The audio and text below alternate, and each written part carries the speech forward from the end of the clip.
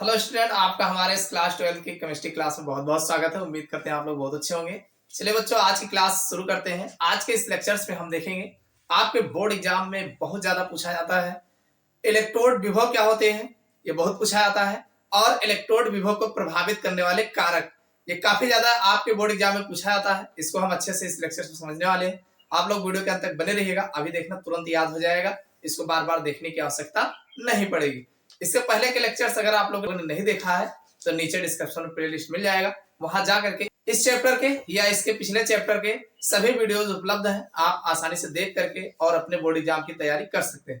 तो चलिए देखते हैं। सबसे पहले ये जानते हैं कि इलेक्ट्रोड विभव क्या होते हैं, उसके बाद फिर इनको प्रभावित करने वाले कारक को देखते हैं। तो बात अगर करते हैं इलेक्ट्रोड विभव की, तो देखो इसमें होता क्या है। अब देखो भाई, इलेक्ट्रोड विभव कह लो और चाहे जो है इसी को अर्धशल कह लो, और एक नाम और है इलेक्ट्रोड। चाहे इलेक्ट्रोड कहो, चाहे इलेक्ट्रोड विभव कहो और चाहे अर्धशल को, तीनों चाहो तो आप इसी पे बता सकते हो। अब ये होता क्या है, इसको पहले समझ लेते हैं। देखो भाई, होता क्या है इसमें कि कोई मान लीजिए हमारा धातु का छड़ है। ये क्या है?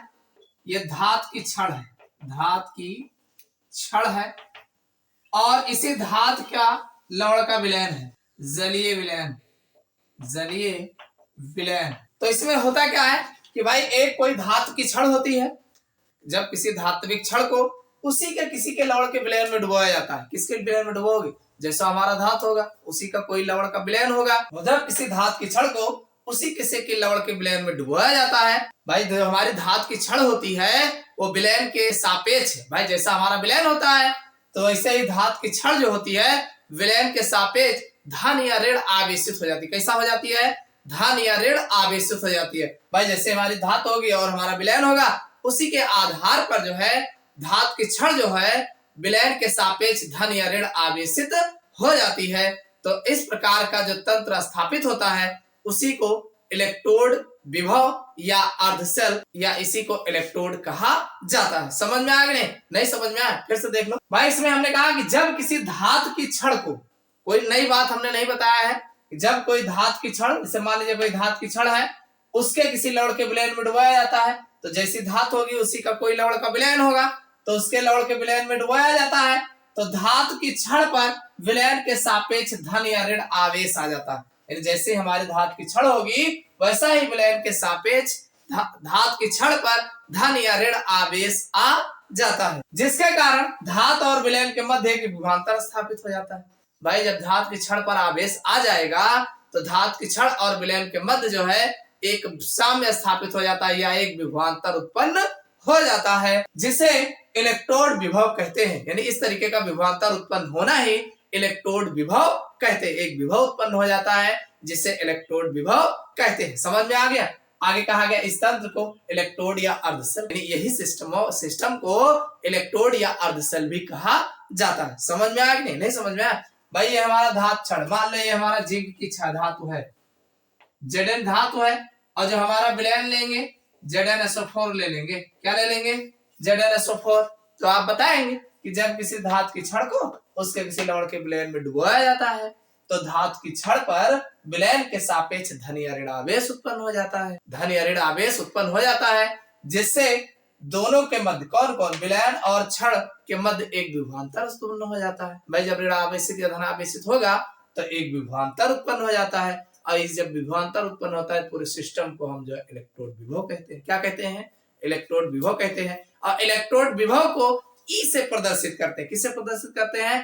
कैपिटल ई से प्रदर्शित करते हैं। इलेक्ट्रोड विभव को कैपिटल ई से प्रदर्शित करते हैं। आप चाहो तो यही लिख सकते हो, कैपिटल ई से जो है इसे प्रदर्शित किया जाता है। समझ में आ गया? अब जैसे एग्जाम्पल के तौर पे अगर देखा जाए तो Zn की छड़ को ZnSO4 के विलयन में डुबाया जाता है। किसको डुबो रहे हो? जिंक की हमारी छड़ है और ZnSO4 के विलयन में डुबाया जाता है, तो जिंक की छड़ पर विलयन के सापेक्ष ऋणावेशित हो जाती है। यानी जो जिंक हमारा है वो विलयन के हिसाब से ऋणावेशित हो जाता है, और जब ऋणावेशित हो जाता है तो जिसके फलस्वरूप Zn धातु और जिंक आयन के मध्य विभवांतर उत्पन्न हो जाता है। यानी जो हमारा धातु है और Zn आयन है, दोनों के मध्य एक विभवांतर स्थापित हो जाता है। समझ में आ गए? तो इसी को जो है इलेक्ट्रोड या अर्धशल भी कह सकते हो, या इसी को इलेक्ट्रोड विभव कहा जाता है। हो जाएगा, कोई दिक्कत नहीं।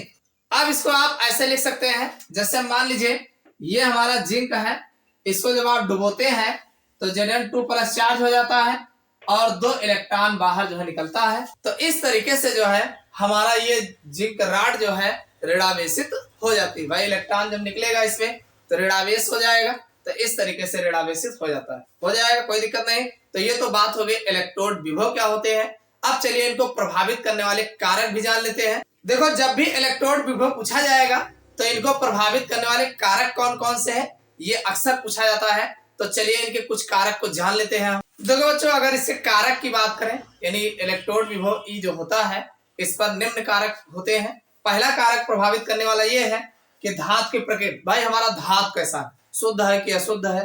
तो जैसा हमारा धातु होता है वैसे भी अगर धातु की प्रकृति ठीक नहीं है तो ये भी जो है इलेक्ट्रोड विभव को प्रभावित करते हैं। तो पहला कारक हो गया धातु की प्रकृति। और दूसरा कारक जो है वो विलयन का तापक्रम। यह विलयन का तापक्रम भाई बहुत कम होगा तब भी जो है हमारा इलेक्ट्रोड विभव प्रभावित होगा।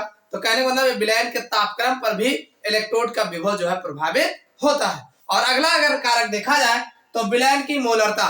भाई जिस विलयन में डुबोया गया है उसकी मोलरता क्या है।